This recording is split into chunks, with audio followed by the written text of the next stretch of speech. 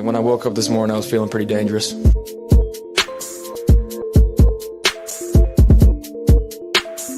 Jameson Williams has been so impressive these last couple of weeks.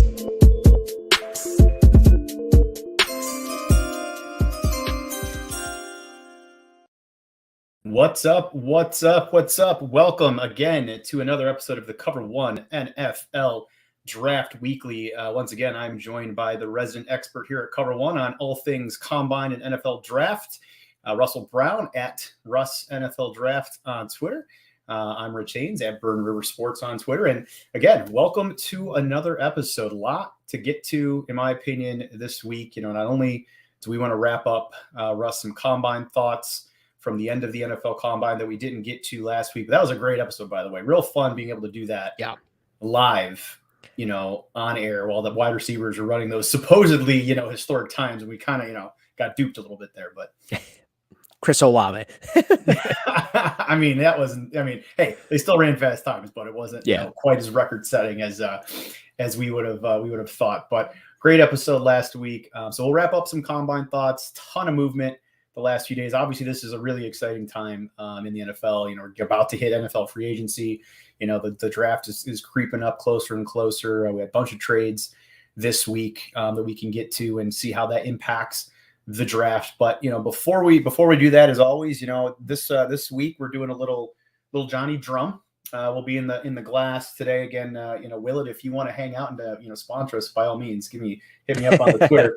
But it's distilled in Kentucky. Willett, this is actually first pour out of the bottle. I got it last October when I was on the Bourbon Trail down there in Kentucky. So the first pour out of the bottle right now with you tonight, Russell. Man, you're making my stomach turn upside down. I can't even fathom dark liquor going into my body. Just can't even.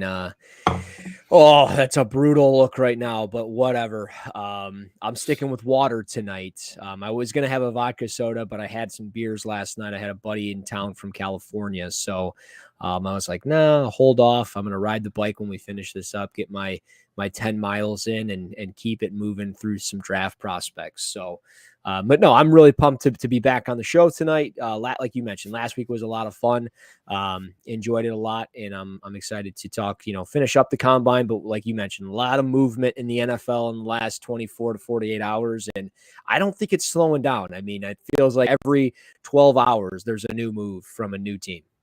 Yeah. So, why don't we just open with some of that before we get into the combine? We'll just do whatever we want tonight. We'll go into the combine a little bit. We'll kind of just mix and match everything as we kind of relook at maybe the draft board a bit. But obviously 3 big quarterback moves, or I guess new pieces of news. One wasn't really a movement piece, but kind of want to get your take on each one and how it maybe impacts those teams' draft prospects as we look at the first round here in the 2022 NFL draft. So the first one, the easiest one, Rodgers, huge contract, right? $200 million of whatever it was, 4 years with the Green Bay Packers, staying in Green Bay, which, I think probably expected. I think there was a lot of teams that had hoped he was maybe going there. Denver, Pittsburgh, a lot of teams had hoped maybe he was going to make a move. But what are your thoughts on him staying in Green Bay? Wasn't surprised. I mean, the vibe that I had kind of gathered down at the Senior Bowl, is that the first sip? That is. Michael asked how the bourbon was, so I had to taste it for him.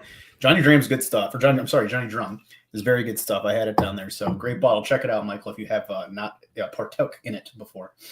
Nice. I feel so not classy right now, but I'm not surprised with Aaron Rodgers by any means. I mean, that was kind of the expectation that he was going to come back. I mean, when I was at the Senior Bowl, the intel that I kind of had got was maybe Denver. But other than that, I didn't expect anybody to throw some crazy offer out there. And I mean, when you look at what the Broncos gave up to get Russell Wilson, I'm curious if they had a trade package for Aaron Rodgers and what it looks like, because I mean, I think we can all agree Aaron Rodgers is the better quarterback of the two. But I think realistically, he probably wanted to stay in Green Bay. He's comfortable there. And I think the next thing is finding a way to keep Devontae Adams. So I think that's probably what they're going to do. I would assume he's going to stick around. Maybe he doesn't, but I have a hard time believing that Devontae is going to be leaving.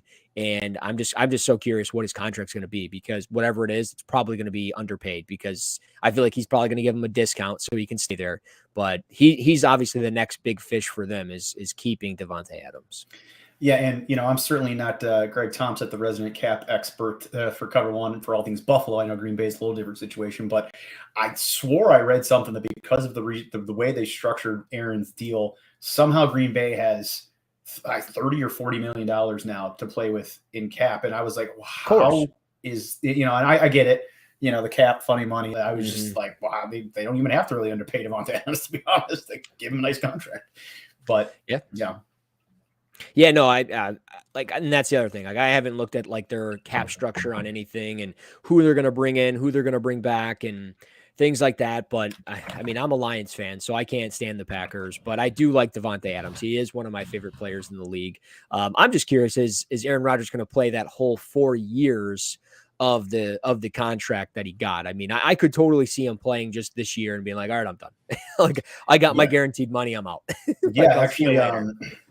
Actually, Mike Florio was on ESPN radio in Cleveland this week. Actually, no, it was 93 The Fan radio in Cleveland this week, and kind of mentioned a similar comment like, hey, is this kind of going to just be a 1 year? You're still in the Aaron Rodgers watch every year of this contract, because he could force his way out, he could retire, he could do whatever. It's really probably not a 4-year deal, but I'm just glad. But I don't really think that I mean, obviously Aaron staying impacts the Packers, but from a draft perspective, I don't think they were really probably going to target quarterback either way, even if he jumped ship. So probably no implication. They're sitting at 28 in the first round. Do you think that impacted their draft at all, or were they pretty much already set and heading in whatever direction they already were going to be heading? Yeah, I mean, I think their board probably is kind of set in a certain way, and I would assume they're going to consider one of the wide receivers. If there's one that they really value, if he's there, they might consider him. But it wouldn't surprise me if they looked at either an edge rusher, maybe like an Arnold Ebiketie, or maybe they look at one of the linebackers if they're there, like a Nakobe Dean.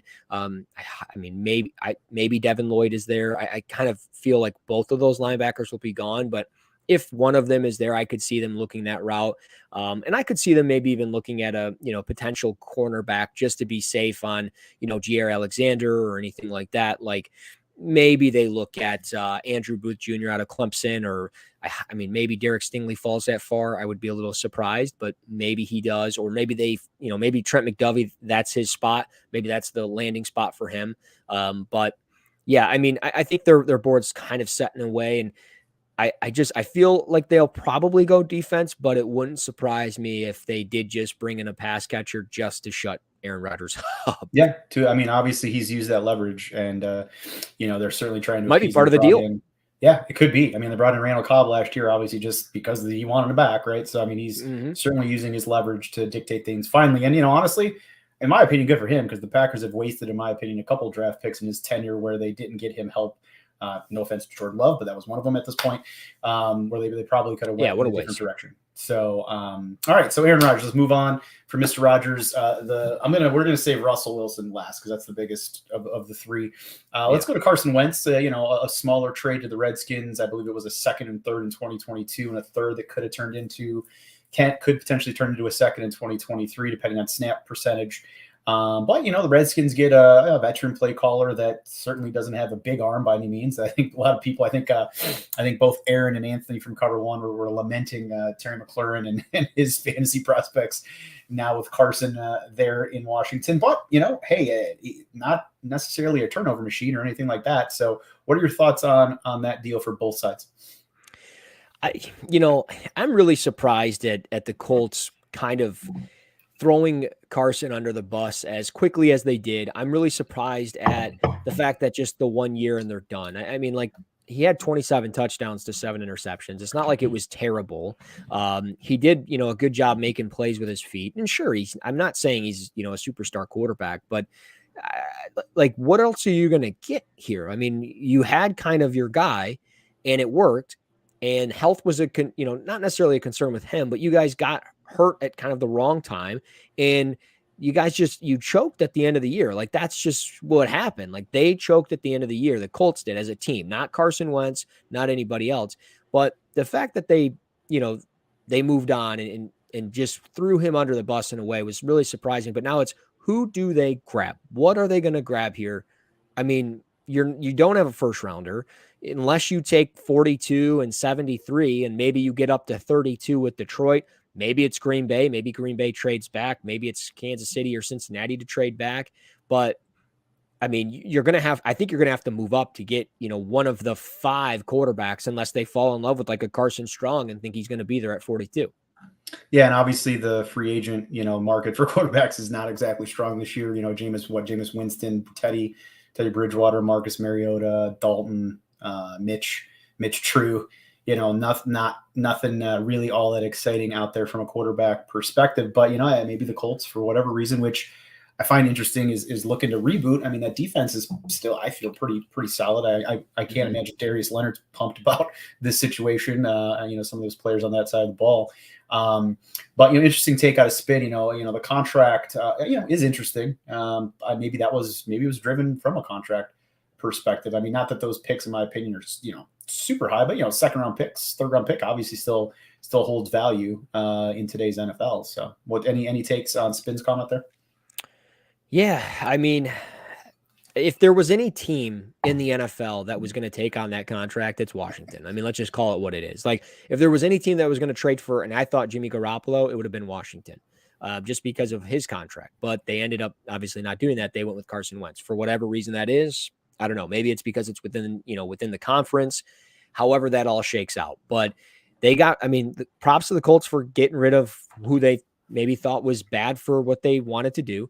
But for the Commanders, they have a feasible backup, not feasible backup, but a feasible quarterback to get this offense maybe to the next step where Heineke maybe couldn't get it done. And I think that's the key, is if you look at the playmakers that they have on this offense, Terry McLaurin, Antonio Gibson, Logan Thomas coming back from injury, Curtis Samuel, they've got some players on this offense, and they've got a pretty good defense. So, like, maybe Carson Wentz gets them to 9 or 10 games to win, or 9 or 10 wins, wild card spot. Maybe they win the NFC East, because it's always a crappy crapshoot with that division. But I think you go ahead, you get this guy, and maybe he gets him to the next spot because he's got just the experience in, playoff game and things like that. But at the same time, I don't know. Heineke, at times looked okay. So it might be literally like the Spider-Man meme or the GIF where they're pointing at each other, like when they walk in the room. It might be that. But Washington, they moved from having a couple, I think 7 or 8 picks in this draft to 5 picks now in this draft, and they still have their first rounder. They, again, I don't know what their cap situation looks like. I didn't look at that, but they're probably going to be able to make a move or two. And with everything that they have, I think they might be okay. Okay.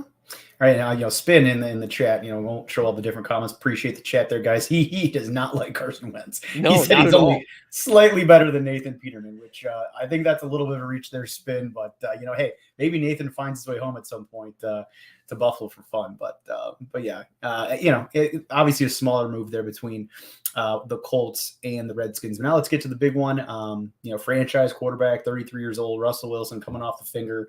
Maybe a little. Are we going into the one that happened today? We can go Khalil Mack. Do you want to go Khalil Mack instead of Russell? Yeah. Let's go. Yeah, let's go to Khalil Mack. So Khalil Mack, obviously, again, I thought, getting up there in age a little bit, 31, I believe, if I'm correct off the top of my head. Heading to the Chargers for, again, was it a second and a third, so something like that? A couple picks, second and third. So given Joey Bosa, obviously, some help from the pass rush for the Chargers. But yeah, what's your take on that move for both teams? Props to the Chargers for making this move. I like this move a lot for them. They still keep pick 17.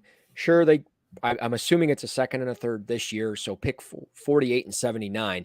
But the Chargers have 2, 4, 6, 8, 10. They have 11 picks. So they weren't going to use all these anyways. And to get, a top tier pass rusher in the NFL, I mean, you could easily say, Khalil Mack is easily one of the 10 best, probably one of the 5 best pass rushers in the NFL when it's all said and done.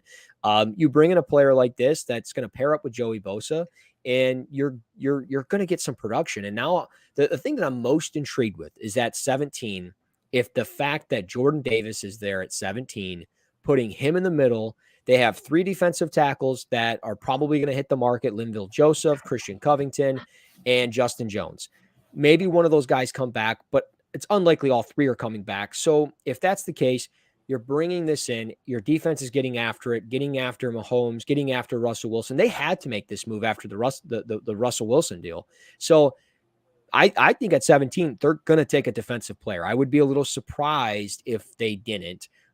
Maybe it's an offensive lineman just to help clean it up a little bit. But realistically, I think Jordan Davis in the middle of that defense will take up so much space and allow these 2 guys to run like their hair's on fire off the edge. So Jordan Davis, I like that fit before Khalil Mack. I love it now that Khalil Mack and Bosa are together.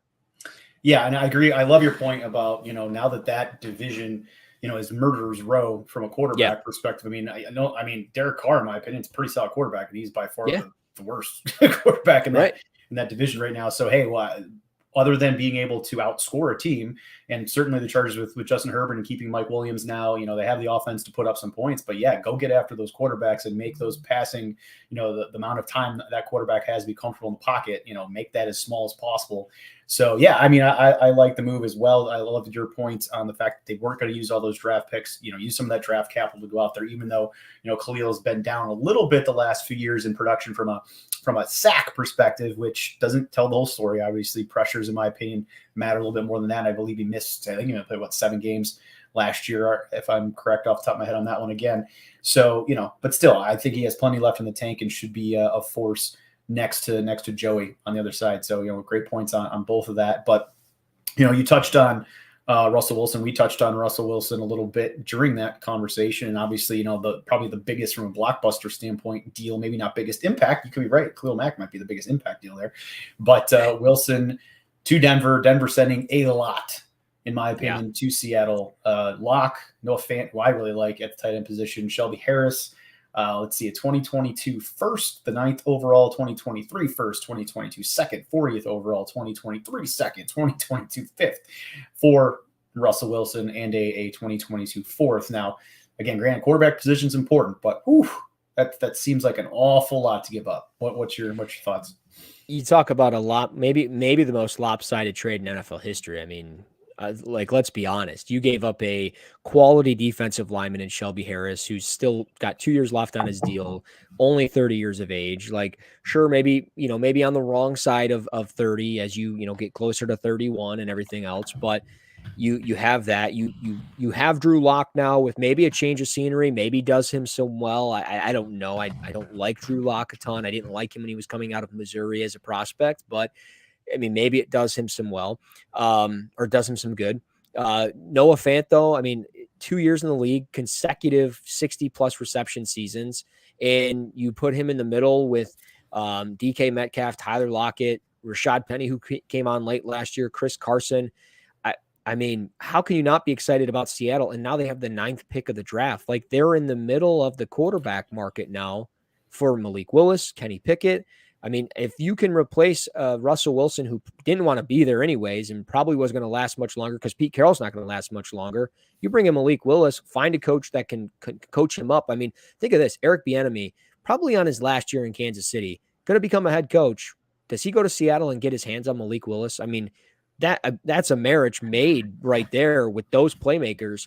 Those guys could have a field day. I mean, seriously, they could be one of the best young offenses in the National Football League for the immediate future, or for the foreseeable future, with the possibility of adding Malik Willis at 9 and potentially the future head coach spot of a younger coach that's not named Pete Carroll.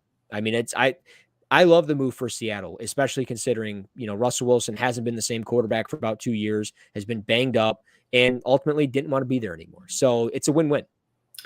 Yeah, I love those comments. And, I think you're spot on with Malik Willis. I think that's a great fit now at 9. He probably will be there at 9.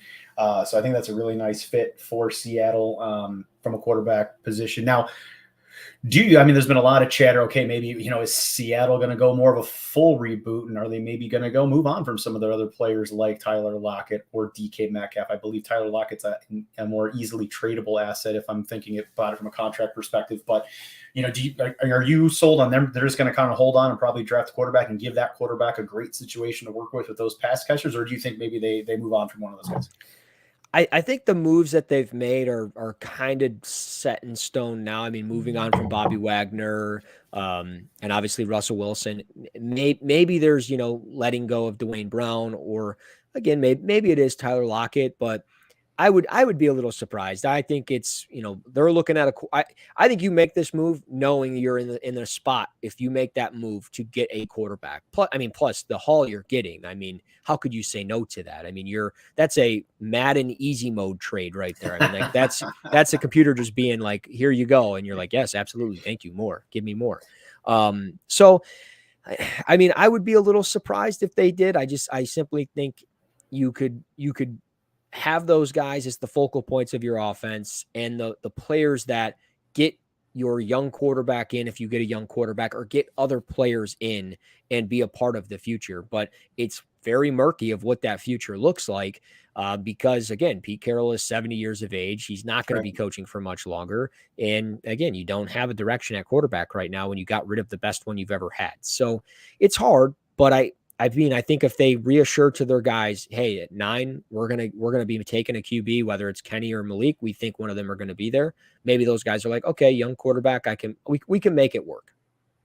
Yeah, Spin's comment here, where they, would Seattle even trade DK for a player if they even, considered that. My personal opinion is if they're going to go trade DK, I think it's for draft capital, because I think they're really trying to reboot. So I think they would go, strictly looking for some draft capital, for DK to really try to look to the future. To your point, if Pete Carroll's, getting out of there. So I don't think they would, and maybe, who knows, maybe that smaller player goes back, but I don't think it would be anybody of significance if they were to move, DK. A couple other, scenarios around this that I thought were interesting, specific to the Buffalo Bills, kind of poking around on Bills Twitter this week as I usually do. And, some Bills fans and some of our friends here at Cover One, think maybe this helped the Bills potentially have an easier shot at home field advantage in the AFC, because the AFC West is now potentially such a murderer's row. They're going to beat up on each other a little bit. What's your thoughts on that take? Yeah, I mean, I don't think they're wrong there. I mean, they're not going to probably have to worry about much in their own division outside of maybe the Patriots. I mean, maybe the Dolphins sneak up and do something. Maybe Zach Wilson has like this sophomore surge or something, but realistically, like, they are the team to beat. And on that side of town, I mean, they're definitely the team that, outside of maybe Cincinnati, I mean, the way that the Bengals looked last year to go on that run, they're probably going to get better this year. I don't see Pittsburgh doing anything. Baltimore can't stay healthy. So, and I mean, no offense to the Browns, but they're another team that's just kind of a big question mark, because what is Baker when he's healthy or when he's not healthy? I mean, who knows where he's at physically and health wise. So it's tough to say, but yeah, I mean, I think it's a relatively easier path, because, probably 2 of those teams are going to beat down each other pretty bad. And I mean, not bad, but, you're talking 7-8 wins, and that's just not going to be enough to get in. So, I mean, yeah, I would agree with that. That's pretty, whoever said that. Yeah, you're right. There's multiple folks, yeah, my Browns, you mentioned my Browns. Yeah, they're in some interesting, territory, not only because of the uncertainty around Baker, and obviously they're just going to let him play into this 5th year, which I think is the way to go. At $18 million, it's the smart decision. See what he can do, consistent, from a consistency factor, being hopefully healthy this year. But their wide receiver room is no longer great. I mean, we all thought it was great going into when they made the move for OBJ, and never really panned out. Obviously there's a lot of people thinking Landry's not going to stick around. He'll end up being a cap casualty from a contract perspective. I personally hope that's not the case, because I think he brings a lot from a locker room perspective. But, there's probably going to be completely new receiving core. One of the reasons why I think they franchised David Njoku is because he does have those abilities in the passing game that he hasn't been able to showcase as much. Speaking of franchise tags, we were going to get into franchise tags a little bit. 10 million, a little hefty probably for Njoku, but I think they're trying to work out a long-term deal with him and hoping that this is kind of just a placeholder to figure out that more long-term deal. And maybe at that point they move on from Austin Hooper, although they've kind of publicly said they're going to hold on to both Hooper and Njoku, which to me is interesting. I don't know that I necessarily buy that, but would you want the Browns to trade for Tyler Lockett?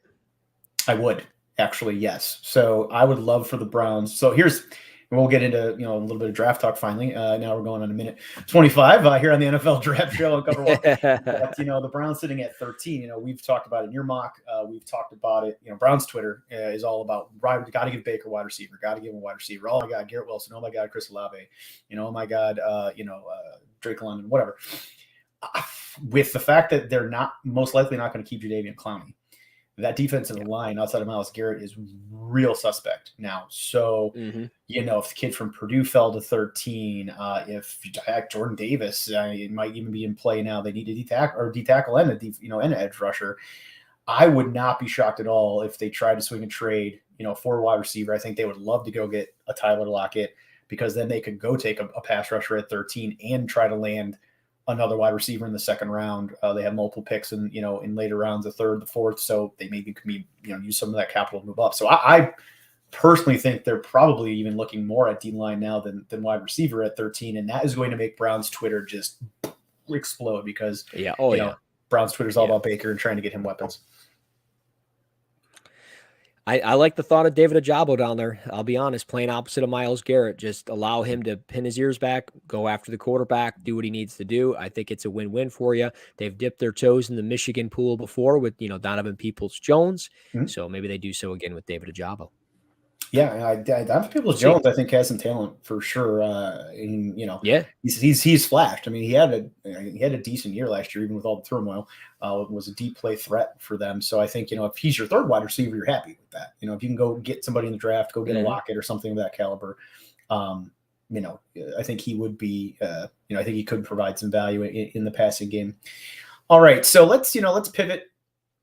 You know what? Let's actually stick with quarterback for one more second. I'm just curious. The Steelers, division rival.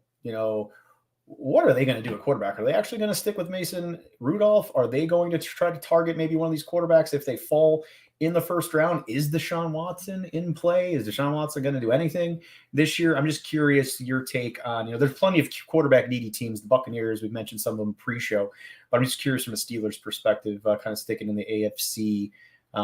Here for a moment, what do you think they may end up doing at quarterback?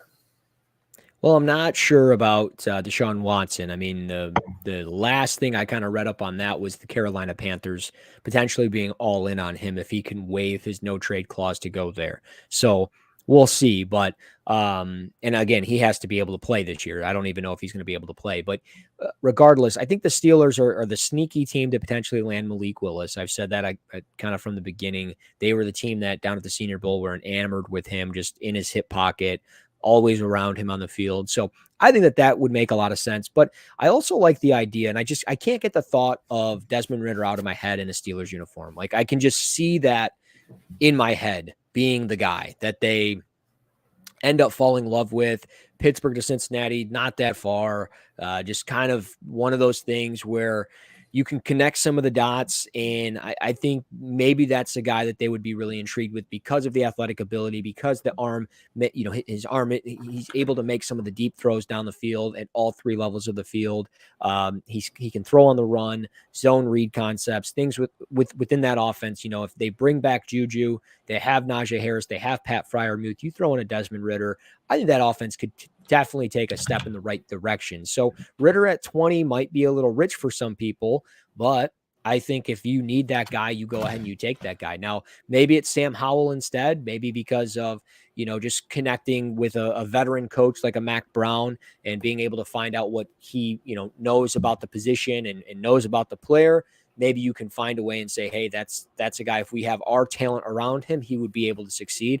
But I just love the thought of Desmond Ridder there. If they had to take a QB at 20, maybe they don't do it. It feels like, there's times where you think the Steelers are going to do one thing and they take a safety in the first round instead when they took Terrell Edmonds instead of some of the players that were on the board at that time. So I could see them playing it safe, going with an offensive lineman, but I could also see them going the quarterback route just because they need to find an upgrade over Mason Rudolph. Let's just call it what it is. And I mean, maybe it's Jameson Winston. Maybe that's the guy that they go grab, but I think Desmond Ridder if I had to pick a QB. Okay.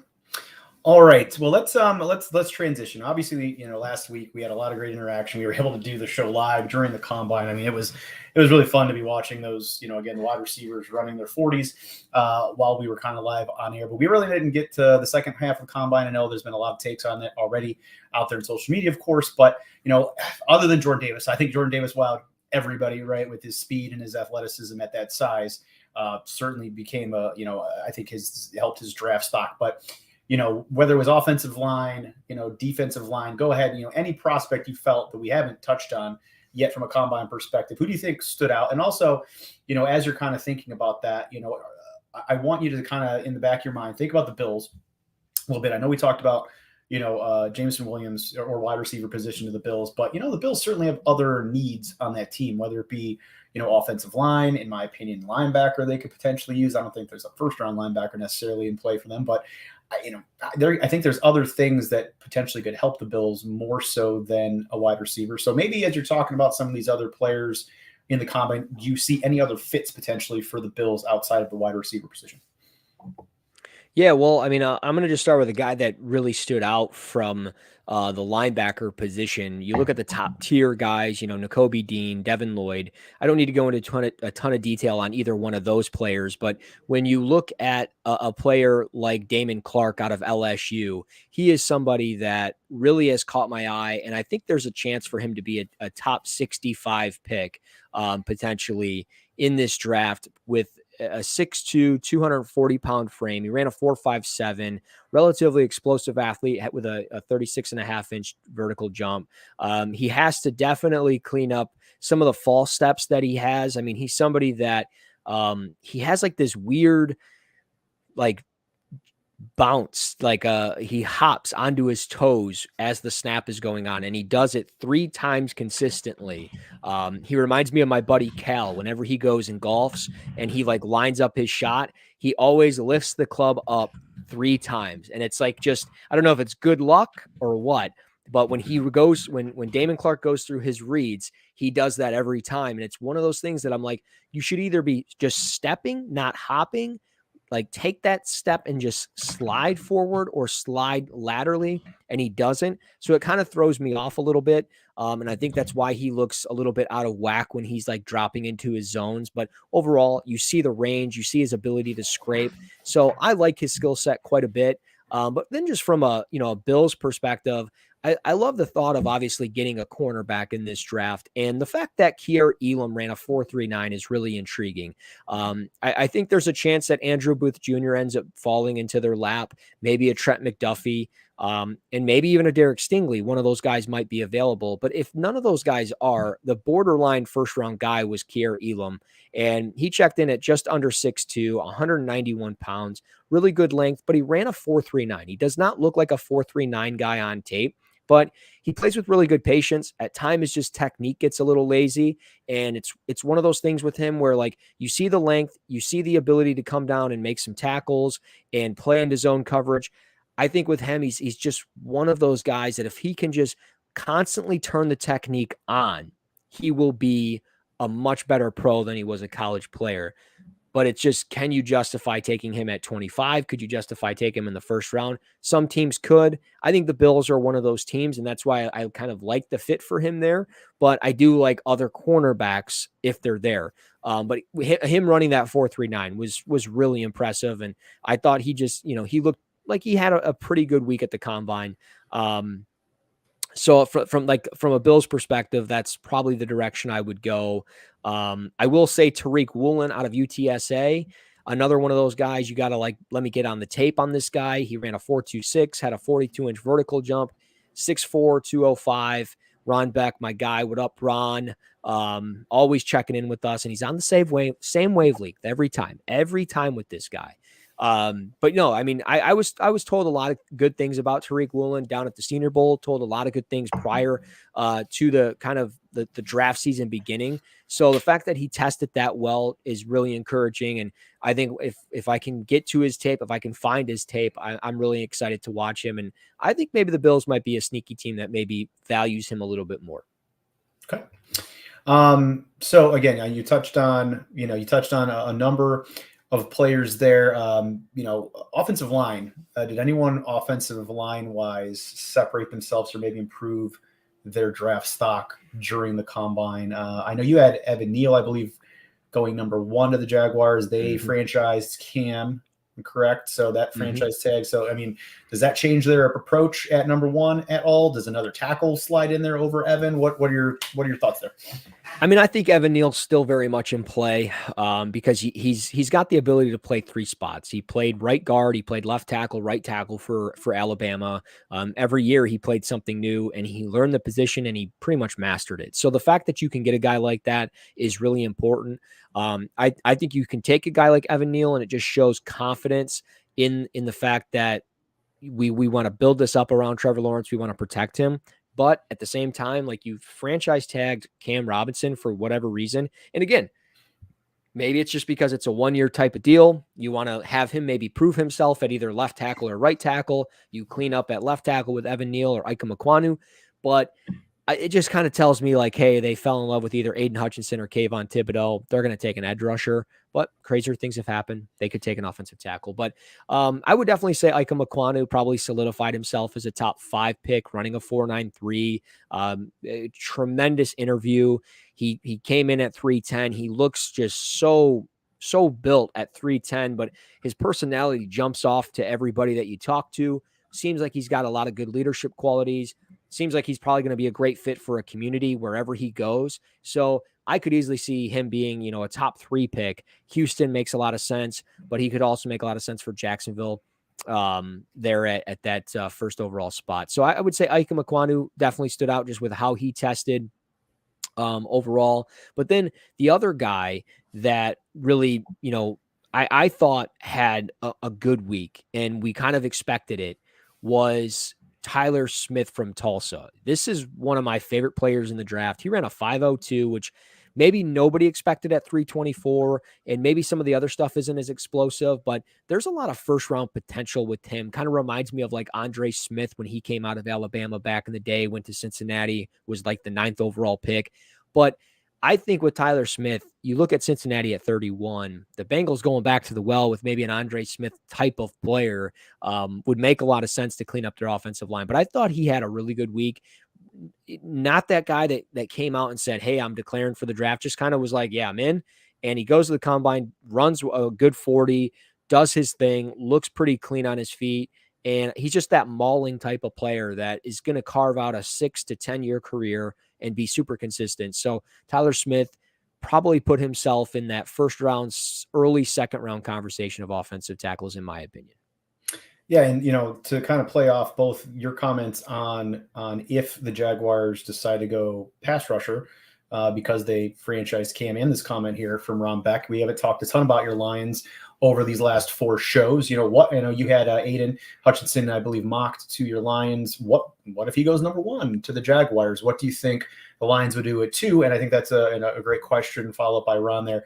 Obviously pick 32 is basically a first round pick. It is a first round pick. Go ahead and maybe say what they might be thinking at the at that kind of bookend selection. Well, I think obviously if Aiden Hutchinson is there, that's the guy that I think they want to build. They want to build their defense around and build this team up around with obviously, Sewell. They've shown that they put a lot of value in the trenches, and that's why I'm sticking with either a defensive end here, either one of those guys, whether it's Kayvon, whether it's Aiden Hutchinson. If Hutch is gone, Kayvon's going to probably be the guy. You can't overthink it. I've seen a lot of conversation of, Jordan Davis or Kyle Hamilton, maybe Malik Willis. And as much as I'm intrigued by the idea of getting Malik Willis, like this team and this organization is not going to make these risky picks. They're going to take the safer players. And I think the safer players are those 2 edge rushers. And if it's Kayvon, so be it. But I think they kind of revealed themselves today, they're going to be letting go of Trey Flowers, and they're going to move forward. They're going to clean up about $10 million. They could easily sign a wide receiver like Allen Robinson, who's from Farmington, Michigan, so right down the street outside of Metro Detroit. I think at 2, it's one of the edge rushers. At 32, I think anything, honestly. If Desmond Ritter's there, I think they would be really intrigued with him. They've met with him before. They've done, their homework on him. So if he's there, I think that would be an intriguing fit. I know a lot of people that don't like the thought of the QB at 32, but I don't mind it. I think Daxton Hill from Michigan would make some sense for them as a safety. If they don't sign Marcus Williams, Tracy Walker's probably gone. So they're going to need a safety. And if it's not him, I would say Jaquan Brisker. I like what he brings to the table as far as that player that can play down in the box, can do a variety of things, whether it's a single high safety, got a good build to him overall and good athletic ability. So I think Brisker at 32 is very much in play as well. And then I see Ron followed up with, I thought Detroit didn't like Kayvon. We have no idea what Detroit likes. I mean, they're not going to reveal what they like. I know, they're saying is we don't want turds here. That's what Dan Campbell said. And some people might view Kayvon as that because he didn't finish the combine. It was too long of a day, and that might alarm some people. But when you look at the overall talent, I mean, it's going to be hard for them to pass that up, but they very well could. Who knows? So, and kind of getting back to the Browns for a little bit, and it's kind of similar scenario we talked about. Them, if they don't go wide receiver, George Karlaftis, Purdue, I mentioned him a second ago. What, one, could he potentially be there at 13, and what makes him a special prospect? Because I think a lot of people really like him. In my opinion, the production, just from a a stat perspective in college, doesn't necessarily jump off the paper, but what makes him such an intriguing prospect? And again, do you think he may be available as an option for the Browns at 13? I do think he'll be available. I think when you look at Kayvon, you look at some of these offensive tackles, you look at Aiden Hutchinson, Trayvon Walker, Jermaine Johnson, there's been quite a few different edge rushers that have kind of put themselves in that top 10 conversation. You throw in a receiver or two, the possibility of Kyle Hamilton, Sauce Gardner, maybe even a quarterback. I think Karlaftis falls out of that top 10 conversation. He might not fall far. Maybe it's Minnesota. Maybe it is Cleveland at 13. I like George for the simple fact that I think he's got obviously really good athleticism, but I also like the fact that he's one of those players that he can translate speed to power. And I think there's still some untapped potential with him overall. Like there's definitely times where it just doesn't look like he's turning it on. There's times where you're like, is this guy, in the run game, is he fighting pressure the right way? Is he playing with low pad level? Is his hips too tight? Like what's going on with him at times? But generally speaking, I think what you see with him is what you're going to get. And that's a potential double-digit sack guy, but also somebody that's probably going to play all 3 downs for you. I don't think you're going to have to worry about him not playing first down or third down. He's going to play all 3 downs. And if there's that need to find somebody opposite of Myles Garrett, then that might be just what the Browns have to do there at 13. And I'm not opposed to Karlaftis. I mean, again, great size for the position, 6'5", 275, just, really good size for the position. And somebody that at 13 is very much in play because he's probably, maybe doesn't have a consensus first-round grade to everybody, but it's got to be pretty close that people view him as a first-round draft pick. All right.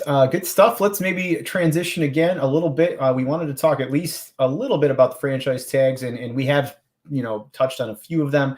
But just to kind of recap some of the all the franchise tags, I suppose, that have been out there. Jesse Bates got tagged by the Bengals for 12.9. Njoku, we mentioned that. Brown, actually, quite a few tight ends, interesting enough. David Schultz to the Cowboys, Mike Gesicki to the Dolphins. So I really, let's pause on Mike Gesicki for a minute. I really like Mike Gesicki. What's your take on Mike Gesicki? I don't love him, don't hate him. Just one of those guys that for some reason has never been able to find his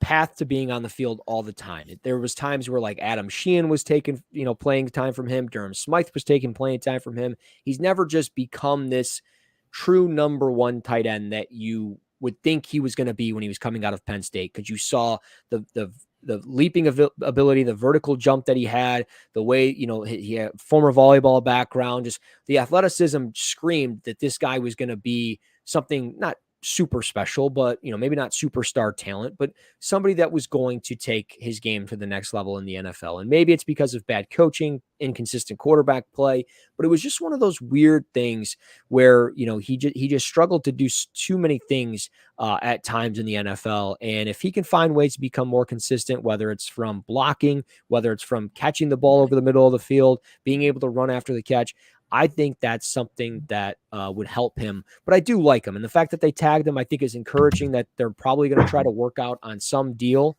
at some point.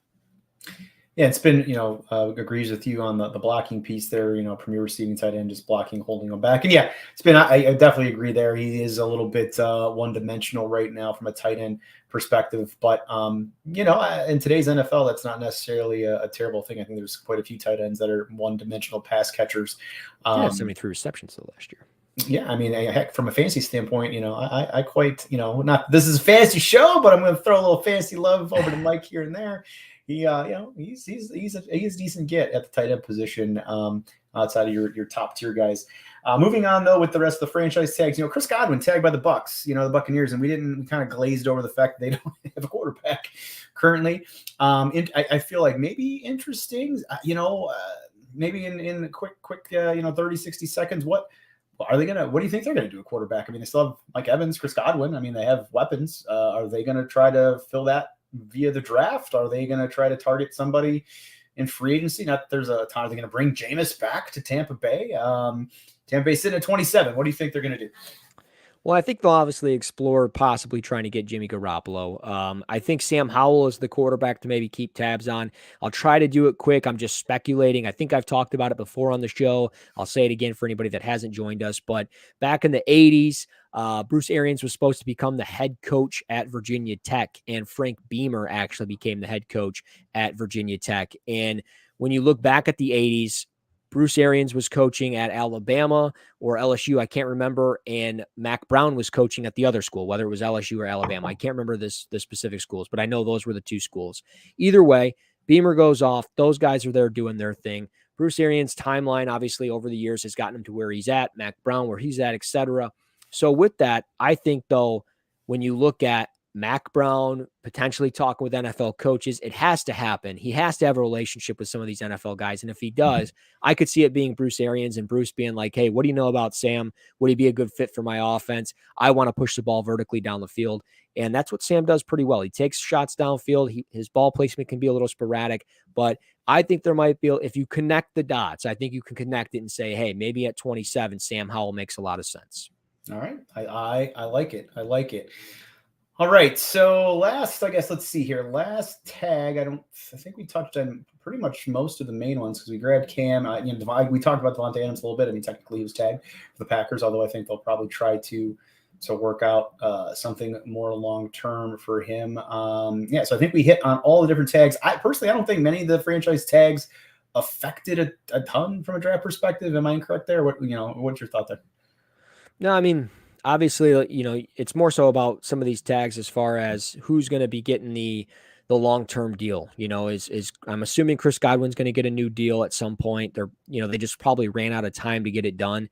I think really the only thing that maybe affected a draft was Cam Robinson going out and getting the tag, and maybe Allen Robinson not getting the tag, because Allen Robinson's going to hit the market, going to go to a team that needs a wide receiver. So maybe that alters what maybe Cleveland does. Maybe it alters what Detroit does, or, maybe he goes to the Giants. Maybe it alters what they do. But obviously it changes a little bit of what the Chicago Bears might do when they get up on the clock. I mean, you'd have to think they're going to try to find another pass catcher in their offense for Justin Fields and things like that. So maybe they're looking at a pass catcher somewhere in that second round. And they're getting extra draft capital. They got rid of Khalil Mack. So a deep wide receiver draft, maybe that's something. So it's also, not so much about who got the tag, but who didn't get the tag, who has gotten it in the past. Excellent point there for sure. All right. Well, we're kind of coming down the home stretch here today. We've touched on all the trades that had to happen this particular week. We touched on franchise tags. We've touched on kind of our last second thoughts or a wrap up on the combine that we didn't get to last week. But was there any player from a combine perspective, or maybe anybody that was impacted by any of the moves that we didn't touch on today that you wanted to get, some comments on? No, I really think I'm good. I mean, we kind of hit all the big fish in the pond there, hit some of the tags and the important ones. And I don't think I don't think I have anything. I could sit and talk prospects obviously all day long, but I'm pretty solid, to be completely honest. If I go into anything further, I think we'll be here for another half hour. So. All right. Well, hey, fair enough. We obviously got the Air Raid guys coming up here at 9 p.m. So if you are a Cover One subscriber, or check out, our channel, please stay tuned for their show here at 9 o'clock. They do a great job as well. I think next week, free agency will be in full swing. So we'll kind of continue the free agency conversation, how it impacts the NFL draft. Russell and myself kind of threw around this concept called prospect bingo. We might try that out next week. So we'll tease it for now. Maybe we'll throw some tweets out on how that might work throughout the week. So, if you join us next week, we'll talk about prospect bingo. One thing, honestly, Russell will have to talk about is next week, I believe, is St. Patrick's Day on Thursday the 17th. So we may have to think about that from a show timing perspective for everybody that's out there. But, thanks again for joining us tonight on the Cover One Network. Russell, any parting, thoughts for our friends out in chat? Again, awesome job in the chat, everybody that joins us tonight. Yeah, I don't have anything. I will say there was one little bit of news that happened, and I completely forgot it. So hang on. But Jason Kelce coming back. That's what it was. He's coming back to the Eagles. So that might affect, as far as Tyler Linderbaum or Zion Johnson. Maybe they don't necessarily take an interior offensive lineman soon or early in the draft, which they've been kind of speculated. But just hit me up on Twitter at Russ NFL Drafts, and let's talk ball, let's talk prospects. Be sure to go back and look at all of all the shows that we've done so far here live on YouTube, or find the Cover One NFL Draft podcast on Spotify, Spreaker, Apple Podcasts. Honestly, wherever you get your podcast, just add it to the mix. You'll get audio of this show. You'll get audio of other shows that I do during the week with other guests or myself. And just join us for a good time here over at cover1.net. Well, thanks, Russell. Again, thanks, everybody. Again, follow me as well on the brother. Twitter at Burn Rubber Sports on Twitter. Follow Russ throughout the week. He does great content, little snippets here and there throughout the week, and let's keep that conversation going. So once again, for Russell Brown, I am Rich Haynes. This has been the Cover One NFL Draft Weekly Show, and we are out of here.